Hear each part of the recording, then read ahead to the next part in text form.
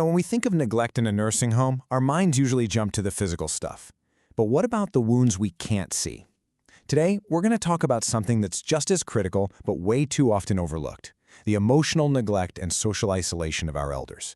It's a really quiet problem, but it has absolutely devastating consequences. Okay, let's just break this down. Over on the left, you've got the stuff that's pretty obvious, the visible neglect.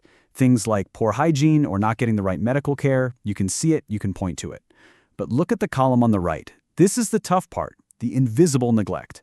Loneliness, withdrawal, social isolation. These things are just as harmful, but they don't leave a physical mark. They're subtle, quiet, and they can completely eat away at a person's will to live. So to really get a handle on this, we've got to be super clear about what we're actually talking about. Let's really define what this unseen neglect actually looks like in a nursing home. Right, so here's the most important takeaway. Emotional neglect isn't just about a resident feeling sad or lonely. It's defined as the failure of a facility to provide for their well-being. This is a breakdown in the fundamental duty of care. It's when that basic human need for connection and emotional support is just completely ignored. So why on earth does this happen? Well, it usually comes down to some pretty familiar problems. When a place is understaffed, the caregivers are just running around trying to cover the absolute basics, the physical tasks. Then you add in poor training on how to provide emotional care and maybe a serious lack of resources for any kind of social activities, and you've basically created the perfect storm for loneliness and isolation. And this brings us right to the heart of it all, why this matters so much. The fallout from this kind of neglect isn't minor, it's profound, and it can touch every single part of a resident's health. And let's be really clear here, this isn't just about being nice. This is about fundamental, legally protected rights. The Nursing Home Reform Act of 1987 literally says that every resident has the right to an environment that supports their emotional and psychological health. So when a facility fails to do this, they are breaking the law and violating that person's rights, period. Now, here's something that might surprise you. It's how these invisible, emotional wounds actually show up physically. The connection between our minds and our bodies is incredibly powerful. And when it comes to isolation, that connection becomes tragically clear. I mean, look at this. The physical price is just staggering. Being chronically lonely can literally weaken the immune system, leaving someone wide open to getting sick.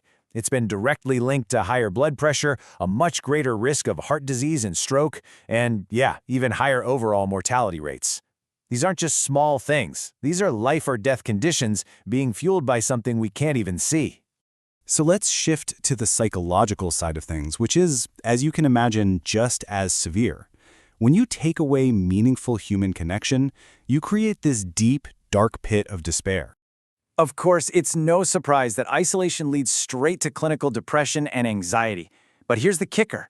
Studies show it can actually speed up cognitive decline, which is especially dangerous for residents who already have dementia. Social interaction is like exercise for the brain. Without it, residents can end up with real psychological trauma and this crushing feeling of worthlessness. Feeling like they're just existing instead of truly living.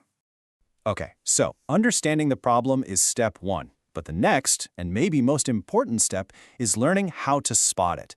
As a family member or a friend, you are their #1 advocate, and knowing what to look for, that is your most powerful tool. This table really breaks it down for you. Behaviorally, you want to watch for things like sudden withdrawal, or if they just lose all interest in hobbies they used to love.